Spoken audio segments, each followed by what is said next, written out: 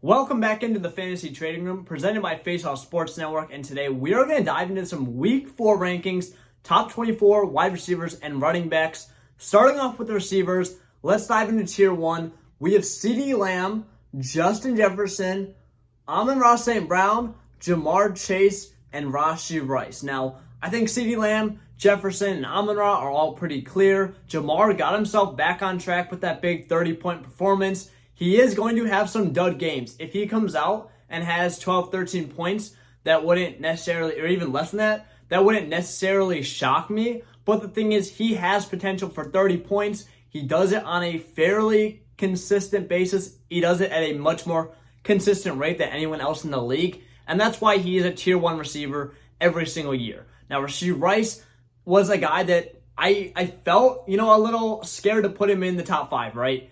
It doesn't seem like he should be, but what has he done to not put himself there? He has been one of the best wide receivers in the NFL. He's outscored Jamar Chase. I believe he's number 2 in points per game scored right now. They're playing the Chargers, so a solid matchup, but at this point, I want to just ride the hot hand, and I'll put Rashee Rice there at 5 because I can see him outscoring any of those players this week. We'll drop down to Tier 2. We have Marvin Harrison Jr., Nico Collins, Malik Neighbors, Chris Godwin, Garrett Wilson. And that'll round out the top 10. Garrett Wilson is a guy that I will be honest, if you want to have him lower than this, I understand that as well. I just really want to, I think that Aaron Rodgers and Wilson finally showed something last week, and I was really high on Wilson coming into the year. I think a lot of people were. They're playing against the Broncos, and while Patrick Surtain is a lockdown corner,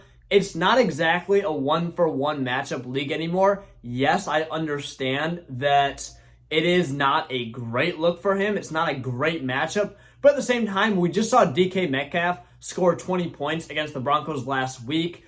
Players will get moved around a ton. Wilson's going to get moved around a ton. And honestly, he's way more versatile than DK Metcalf. So he'll get moved away from Surtain. I wouldn't be too worried about that. Working back to Marvin Harrison, he's deserved that he belongs here. Nico Collins looks like an absolute beast. Even though he did have a kind of down game last week, he had 12-ish points. He's also questionable at the time of this recording on Thursday. But as long as because Tank Dell's out for sure, Nico will probably play, so that's definitely going to help him as well. Malik Neighbors has just looked dominant. He crushed against the Browns, which was a very rough situation. I always thought Daniel Jones could be good enough to throw him the ball. I think he just gets a little bit of hate. Too much hate because he's in New York, right? But Neighbors is a close to a generational talent, very close to Marv than most realize. Godwin has just been crushing on a week-to-week basis, more consistent than Evans, and he's been the Buccaneers receiver that's producing, and I think it's finally time that we respect him. So dropping down to Tier 3, we'll talk about Devontae Adams at 11, Mike Evans 12, Chris Olave at 13, DK Metcalf at 14, Drake London at 15, and Tyreek Hill at 16. Now, you can kind of see why I have Wilson above all these players because Adams is still a little scary. He's banged up. Evans has been disappointing. Olave has some questions himself. Metcalf is solid. London solid. Honestly, I can see, but they also are just not the same talent level as Wilson, in my opinion. Adams has been very good. The Raiders have looked a little banged up. Adams has just commanded targets. He's just a guy that I feel like you have to play because he's just that talented and he is that good at just commanding targets. Mike Evans is very good as well. Has the touchdown upside to drop 20 points, but he could also drop 5 points like he did last week. He still has to be a top 12 guy because he can single-handedly carry you to a win every single week. Olave looked back on track. Rashid Shaheed did nothing. And all the Rashid Shaheed haters or fanboys can finally get out of my mentions talking about how I'm way too low on Rashid Shaheed. You need to adjust to the times. I told you, I really don't like victory lapping Rashid Shaheed, especially because I kind of missed a Waddle take. But, I'll admit the Waddle take I had, having him in the thumbnail, saying that he was a top 24 guy, which was my criteria for must start, kind of got taken out of context for those that didn't actually watch the video, which unfortunately it seems like not a lot did. But and just went straight to the comments. But I did hit on Rashid Shaheed, but did not say to start him. Was not close to there. Anyway, back to the video. DK Metcalf looked great.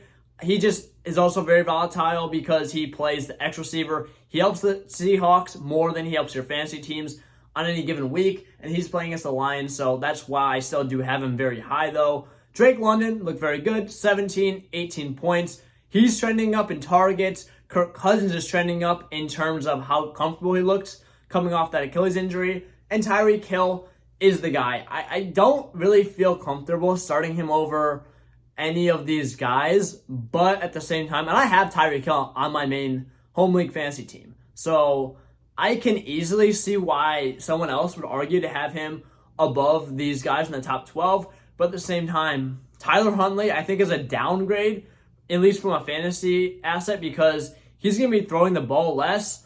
Very scary. He's just a guy that I don't think you can bench yet, but I think he has to be in that low to mid wide receiver 2 basis at the moment with what we saw last week. Now, we'll drop down in tier 4, and at 17, you have Brandon Ayuk, DJ Moore, Amari Cooper, Zay Flowers, Deontay Johnson, Jack Smith and Jigba, Stephon Diggs, and we will also throw in Jaden Reed at the end of this tier. So pretty condensed tier list. I'd probably have Reed at 5. I mean, there's no one else in that tier, so I just threw him in there. I don't think he's on the same level as any of those players.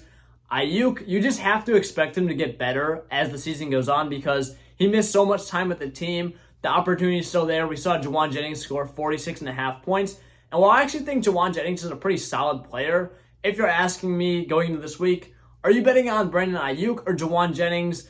I still feel like it will be foolish to have Ayuk lower than this given the opportunity. Heading over to 18, though, we have DJ Moore. Caleb threw the ball a ton. They're playing up against the Rams, so should be a fairly high-scoring game. Amari Cooper's the guy I want to talk about, though. Deshaun Watson finally looked okay enough to give him the ball, but Cooper's been commanding a high target share, 20.5% target share up to this point.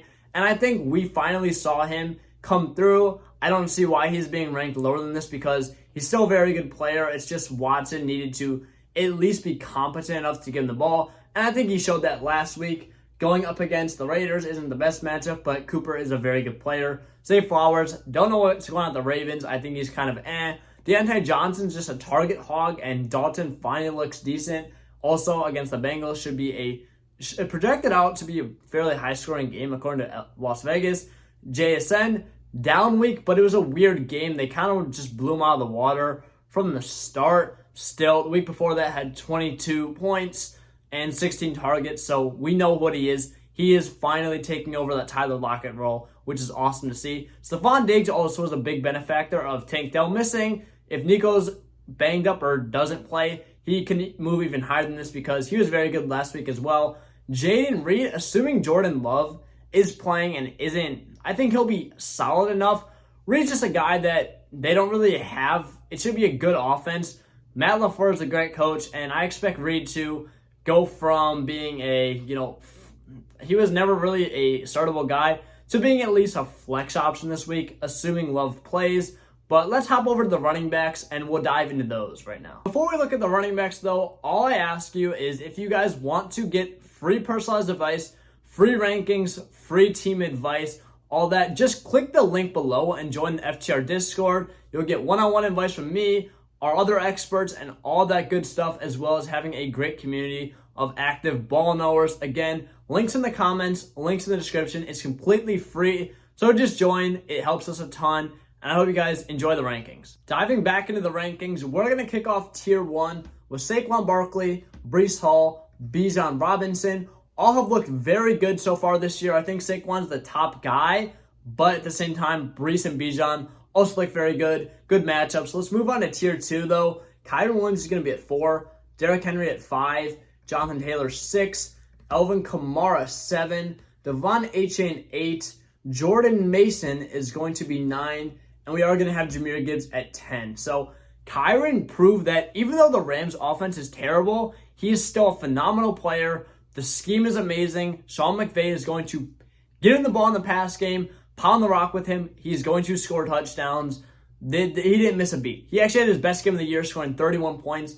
I don't know how you can rank him lower than that after that last game. They're also playing the Bears, so it's not the perfect matchup, but it's good enough to where I'm not too worried that the Rams offense will take a big hit and won't be able to move the ball at all. Derrick Henry, though, at 5, playing the Bills, dream matchup. As long as they can get ahead, Henry's going to crush again, and he's also coming off a 30-point performance. Jonathan Taylor at 6 against the Steelers. I think he's just a solid play. Same with Kamara. The only guy that I really want to talk about is Jordan Mason. He didn't have a great week, but they play the Patriots. Expect the 49ers to get out ahead and run the ball a ton. So if you're worried about, people don't really like the talent of Mason. Obviously, he's nowhere near as good as some of these running backs around him. But let's not forget, great situation still. This week is an amazing situation. Don't give up on him now. Don't bench him just because of that one bad week. Put him back in as an RB1 even against the Patriots. And Jahmyr Gibbs hasn't looked as good. David Montgomery has been getting a ton of work. But I expect Gibbs he's just a more explosive player, going to have a ton of upside on a week-to-week basis, and he can explode and win you a week. And at the running back position, that is pretty rare at this point. So we'll move down to 11 at James Cook, 12 at James Conner, 13 Aaron Jones, 14 Travis Etienne. I think Cook and Conner, actually Cook is a pretty standard play. Conner, though, didn't have a great week. However, what we saw over the past, first 2 games, which looked very good. The Cardinals just fell off a cliff after the beginning of the game. I'm not really sure what happened. I'm still super high on that offense, though. They looked very good for most of the year. Expecting Kyler to get it back on track, helping out Conner. And really the only gripe I have with him is if he's injured. He has a ton of injury risk, and he's 29 years old. So if he's playing, though, I will have him ranked super high. Aaron Jones looked amazing as well. Again, I don't really love him as a draft pick because I think the risk for injury, the risk for regression later in the year is very high. But when he's starting, I do absolutely love starting me some Aaron Jones. Playing against the Packers as well, so maybe that little extra motivation, revenge game, gives him a slight bump. Travis Etienne, Tank Bigsby did not play. The report on him is still a little up in the air, but he's getting a ton of touches. Again, he hasn't been great. The Jaguars have looked awful. But he's getting a 3-down workload, which is on a fine enough offense, which is more than you can say for some of these guys. Now, Kenneth Walker and Josh Jacobs are back-to-back for me. I am going to have Jacobs at 15, Walker at 16, Dobbins at 17, David Montgomery at 18, Rashad White at 19, Brian Robinson at 20, and Ramondre Stevenson at 21. So Jacobs and Walker, I was very close. If Love plays, Jacobs is at the top. If Love doesn't play, he'll fall down a bit as well. I mean, I really would only put him behind Walker, but Walker looks like he's going to play, and he looked phenomenal in week 1, so that's what I'm going off of. He's a great player, and I just don't see a world where you're going to have better options with more upside than him, even against the Lions. Again, I understand that you're kind of rushing him back against a bad defense, but Walker just looked very good. As an RB2, I'm starting him. J.K. Dobbins didn't have a great week last week, but he's playing against the Chiefs, which could turn into a high-scoring game. We have to monitor Justin Herbert. If Herbert misses, this offense could look very bad. Sure, they might give up him the ball a little more, rely more on the run, but I think we're finally looking for that touchdown opportunity. And if Herbert doesn't play, then that is going to be out the window. And I'd probably drop him down lower in this tier. Montgomery has looked very good this year. And you're really the bet on Montgomery as an RB2 is, do you think he's going to score a touchdown this week? Now, the matchup for him is against the Seahawks, one of the highest over-unders according to Las Vegas. So if you're ever betting on him to score a touchdown, it's going to be in a high-scoring game. He's also looked very good. He's a guy that I would move up against maybe Jacobs, Walker, or J.K. Dobbins, depending on if the guy's situation ahead of him gets drastically worse. At 19, people have Rashad White even lower than this. Bucky Irving is banged up, though, which should help his workload stay fairly high. It shouldn't drop too much. But the thing people fail to realize as well is White is getting on the field about 3 times as much as Irving. He's still the pass catcher, which when you're looking for a guy with upside, that's what you want. The Buccaneers still look very good. I think people are just kind of either have rookie fever for Bucky Irving or just hate Rachaad White and have been waiting for him to fall. We knew he wasn't a good runner. If anything, I don't want to say that it's a good thing for him, but I think people are overrating how big of a deal it is, because at the end of the day, maybe having another back to spell him out could help him in the same way it helped Pollard. He might not get as much volume in those carries, but he may be more efficient now that he's not asked to carry the ball as much.